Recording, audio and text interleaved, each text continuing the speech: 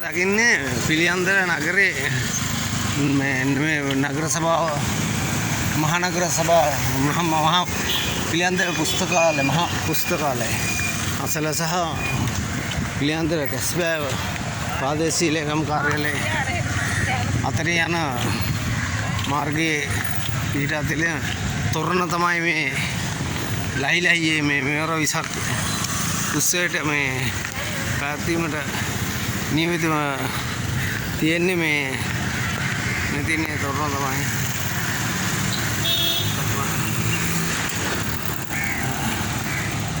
මෙවර විසක් උත්සවයට තොරණ සකස් කරලා තියෙන ආකාරය තමයි තියෙන්නේ.